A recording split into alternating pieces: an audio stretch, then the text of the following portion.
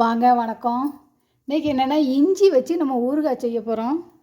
அதுக்கு தேவையான பொருள் என்னென்னா, இன்றைக்கி இஞ்சினா ஒரு 300 கிராம் இஞ்சி எடுத்திருக்கேன். இந்த இஞ்சியை நல்லா டீ கோப்பையில் வேக வச்சு எடுத்துக்கிடுவோம். பாருங்கள்,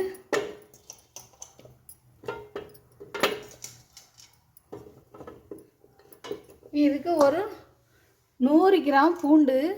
பாருங்கள், இது பருவம் பல். இது வந்து 100 கிராம் 125 கிராம் நான் எடுத்திருக்கேன். இது ஒரு சைடில் வேக வச்சுக்கிடுவோம். இது நல்லா ஒரு 12 நிமிஷம் வேகட்டும். இது ஒரு 12 நிமிஷம் வேகணும். வெந்த பிறகு என்னங்கிறது உங்கள்கிட்ட காமிக்கிறேன் பாருங்கள்.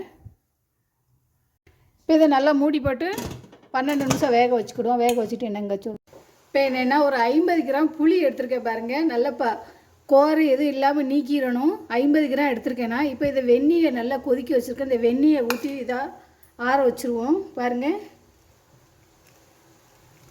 இப்போ இதை இந்த அளவு வெந்நி போதும். வெந்நி வச்சு கொதிக்க வெந்நியை ஊற்றி இந்த புளியை வச்சுருக்கேன். இது நல்லா ஆறட்டும். ஆறின பிறகு என்னங்கிறது சொல்கிறேன். இப்போ என்னென்னா, இஞ்சியை நல்லா வேக வச்சு நம்ம எடுத்துட்டோம். இப்போ இதுக்கு ஒரு சின்னதாக ஒரு மசாலா ரெடி பண்ணணும். வாங்க.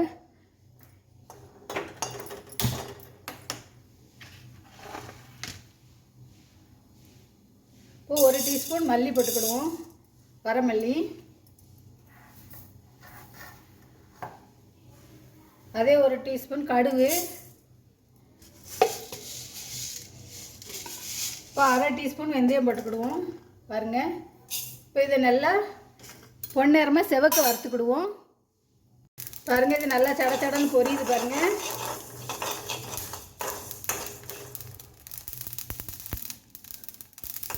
அவ்வளோதான், லேசாக நல்லா செவந்துருச்சு, எல்லாம் பொரிஞ்சிருச்சு. இப்போ இதை ஸ்டவ் ஆஃப் பண்ணிவிட்டு நம்ம இதை மிக்சியில் பொடிச்சுக்கிடுவோம். ஏன்னா ஒரு 100 கிராம் செக்கு நல்லெண்ணெய். இந்த எண்ணெய் நல்லா காயட்டும். இப்போ எண்ணெயை ஊற்றிக்கிடுவோம். இதுக்கு வந்து நல்லெண்ணெய் தான் அதிகமாக சேர்க்கணும், அப்போ தான் நல்லாயிருக்கும் இந்த இஞ்சி ஊறுகாய்க்கு.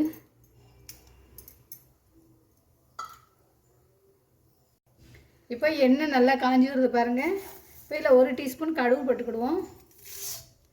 கடுகு நல்லா பொரியட்டும். பாருங்கள், இப்போ கடுகு நல்லா பொரிஞ்சிருச்சு. இப்போ இதில் நம்ம என்ன சேர்க்கணும்னா, புளியை நல்லா அரைச்சி வச்சுருக்கணுங்க. பாருங்கள், புளியை இப்போ நல்லா நைஸாக அரைச்சாச்சு. இப்போ இந்த புளியை அதை சேர்க்கும்போது அடுப்பு லோ ஃப்ளேம் நல்லா சிம்மில் இருக்கட்டும். இது ஊற்றினோடனே மேலெல்லாம் தெரிக்கும்.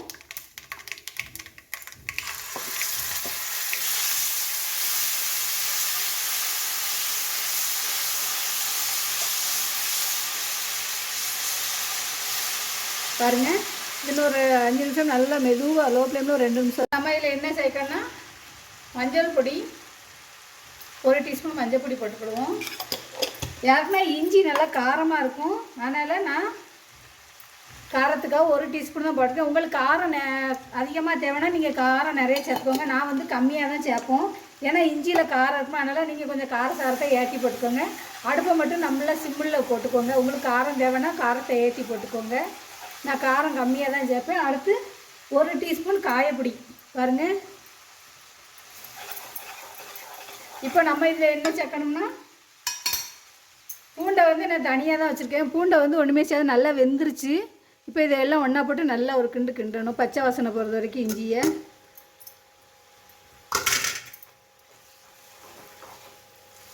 இப்போ கிண்டிட்டு உங்கள்கிட்ட என்னங்கிறத காமி.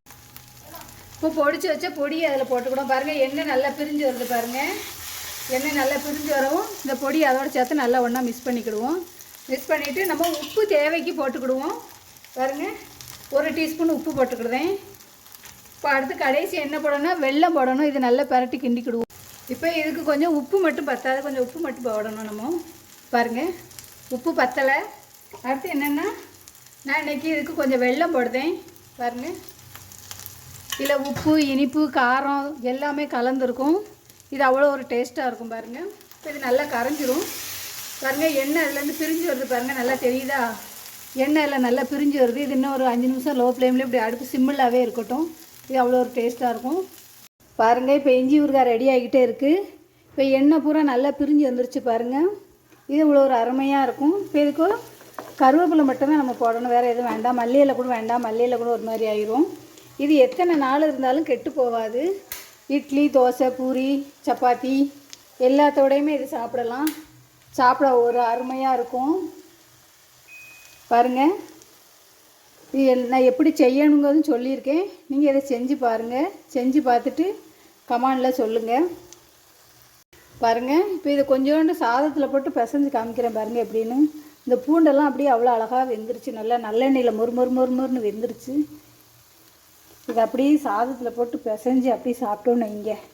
இது ஒரு சளி கிளி இருந்தாலும் உடம்புக்கு நல்லது. நெஞ்சில் எந்த சளி கட்டினாலும் இது அப்படியே துவைய மாதிரி அப்படி கொஞ்சம் பிரட்டி அப்படி சாப்பிட்டோன்னு வைங்க. இது அவ்வளோ ஒரு டேஸ்ட்டாக இருக்கும், அவ்வளோ ஒரு அழகாக இருக்கும். பாருங்கள், இந்த இஞ்சி ஊறுகாய் எப்படி செய்யணுங்க சொல்லியிருக்கேன். பாருங்கள், இது செஞ்சு பார்த்துட்டு கமெண்டில் சொல்லுங்கள். இது அவ்வளோ ஒரு அருமையாக இருக்குது, அவ்வளோ ஒரு டேஸ்ட்டாக இருக்குது. ஏன்னா உப்பு, புளி, காரம் எல்லாமே நல்லா இருக்குது. இஞ்சி ஊறுகாய் நீங்கள் செஞ்சு பாருங்கள். உங்களுக்கு அதிகம் காரம் புளிப்பு தேவைன்னா அதிகமாக சேர்த்துக்கோங்க.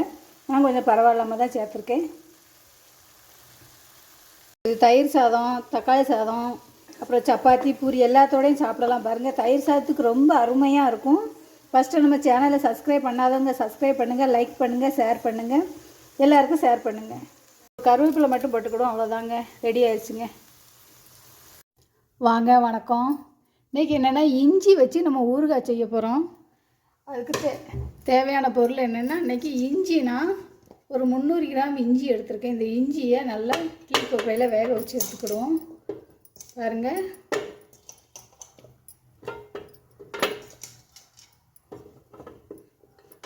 இதுக்கு ஒரு 100 கிராம் பூண்டு. பாருங்கள், இது பருவம் பல். இது வந்து 100 கிராம் 125 கிராம் நான் எடுத்திருக்கேன். இது ஒரு சைடில் வேக வச்சுக்கிடுவோம். இது நல்லா ஒரு 12 நிமிஷம் வேகட்டும். இது ஒரு 12 நிமிஷம் வேகணும். வெந்த பிறகு என்னங்கிறது உங்கள்கிட்ட காமிக்கிறேன் பாருங்கள். இப்போ இதை நல்லா மூடி போட்டு 12 நிமிஷம் வேக வச்சுக்கிடுவோம். வேக வச்சுட்டு என்னங்க இப்போ என்னென்னா ஒரு 50 கிராம் புளி எடுத்திருக்கேன் பாருங்கள். நல்லா கோரை எதுவும் இல்லாமல் நீக்கிடணும். 50 கிராம் எடுத்திருக்கேன்னா இப்போ இதை வெந்நீரை நல்லா கொதிக்க வச்சுருக்கேன். இந்த வெந்நீரை ஊற்றி இதாக ஆற வச்சுருவோம். பாருங்கள், இப்போ இதை இந்த அளவு வெந்நி போதும். வெந்நி வச்சு கொதிக்க வெந்நியை ஊற்றி இந்த புளியை வச்சுருக்கேன். இது நல்லா ஆறட்டும். ஆறின பிறகு என்னங்கிறது சொல்கிறேன். இப்போ என்னென்னா, இஞ்சியை நல்லா வேக வச்சு நம்ம எடுத்துட்டோம். இப்போ இதுக்கு ஒரு சின்னதாக ஒரு மசாலா ரெடி பண்ணணும். வாங்க.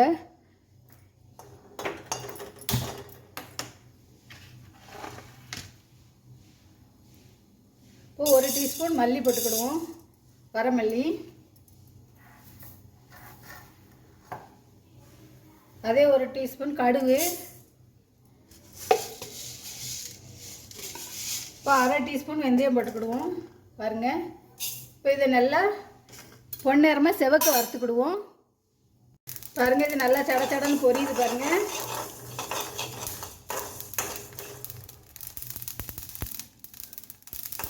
அவ்வளோதான், லேசாக நல்லா செவந்துருச்சு, எல்லாம் பொரிஞ்சிருச்சு. இப்போ இதை ஸ்டவ் ஆஃப் பண்ணிவிட்டு நம்ம இதை மிக்சியில் பொடிச்சுக்கிடுவோம். ஏன்னா ஒரு 100 கிராம் செக்கு நல்லெண்ணெய். இந்த எண்ணெய் நல்லா காயட்டும். இப்போ எண்ணெயை ஊற்றிக்கிடுவோம். இதுக்கு வந்து நல்லெண்ணெய் தான் அதிகமாக சேர்க்கணும், அப்போ தான் நல்லாயிருக்கும் இந்த இஞ்சி ஊறுகாய்க்கு.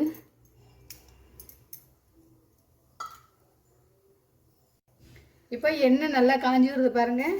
இப்போ இதில் 1 டீஸ்பூன் கடுகு போட்டுக்கிடுவோம். கடுகு நல்லா பொரியட்டும்.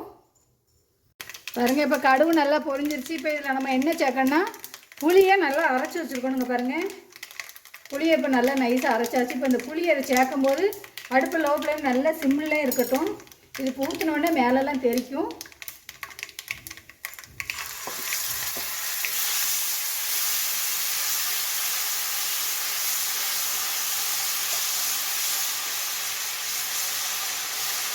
பாருங்கள், இன்னொரு 5 நிமிஷம் நல்லா மெதுவாக லோ ஃப்ளேமில் ஒரு 2 நிமிஷம். நம்ம இதில் என்ன சேர்க்கணும்னா, மஞ்சள் பொடி 1 டீஸ்பூன் மஞ்சள் பொடி போட்டுக்கிடுவோம். யாருக்குன்னா இஞ்சி நல்லா காரமாக இருக்கும், அதனால் நான் காரத்துக்காக 1 டீஸ்பூன் தான் போட்டிருக்கேன். உங்களுக்கு காரம் அதிகமாக தேவைன்னா நீங்கள் காரம் நிறைய சேர்த்துக்கோங்க. நான் வந்து கம்மியாக தான் சேர்ப்போம், ஏன்னா இஞ்சியில் காரம் இருக்கும். அதனால் நீங்கள் கொஞ்சம் காரத்தை ஏற்றி போட்டுக்கோங்க. அடுப்பை மட்டும் நம்மள சிம்மில் போட்டுக்கோங்க. உங்களுக்கு காரம் தேவைன்னா காரத்தை ஏற்றி போட்டுக்கோங்க. நான் காரம் கம்மியாக தான் சேர்ப்பேன். அடுத்து 1 டீஸ்பூன் காயப்பொடி. பாருங்கள், இப்போ நம்ம இதில் என்ன சேர்க்கணும்னா பூண்டை வந்து நான் தனியாக தான் வச்சுருக்கேன். பூண்டை வந்து ஒன்றுமே சேர்த்து நல்லா வெந்துருச்சு. இப்போ இதெல்லாம் ஒன்றா போட்டு நல்லா ஒரு கிண்டணும், பச்சை வாசனை போகிறது வரைக்கும் இஞ்சியை.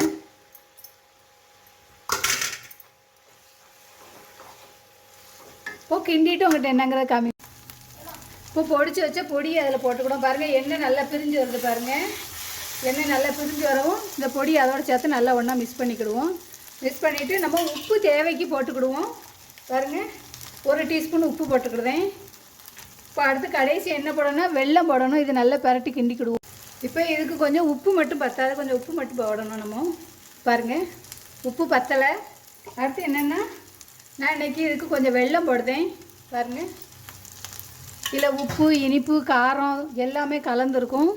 இது அவ்வளோ ஒரு டேஸ்ட்டாக இருக்கும் பாருங்கள். இப்போ இது நல்லா கரைஞ்சிரும் பாருங்கள். எண்ணெய் அதுலேருந்து பிரிஞ்சு வருது பாருங்கள். நல்லா தெரியுதா? எண்ணெயில் நல்லா பிரிஞ்சு வருது. இது இன்னும் ஒரு 5 நிமிஷம் லோ ஃப்ளேமில் இப்படி அடுப்பு சிம்மிளாகவே இருக்கட்டும். இது அவ்வளோ ஒரு டேஸ்ட்டாக இருக்கும் பாருங்கள். இப்போ இஞ்சி ஊறுகாய் ரெடி ஆகிக்கிட்டே இருக்குது. இப்போ எண்ணெய் பூரா நல்லா பிரிஞ்சு வந்துருச்சு பாருங்கள். இது இவ்வளோ ஒரு அருமையாக இருக்கும். இப்போ இதுக்கு கருவேப்பிலை மட்டும்தான் நம்ம போடணும், வேறு எதுவும் வேண்டாம். மல்லியில் கூட வேண்டாம், மல்லியில் கூட ஒரு மாதிரி ஆயிரும். இது எத்தனை நாள் இருந்தாலும் கெட்டு போகாது. இட்லி, தோசை, பூரி, சப்பாத்தி எல்லாத்தோடையுமே இது சாப்பிடலாம். சாப்பிட ஒரு அருமையாக இருக்கும் பாருங்கள்.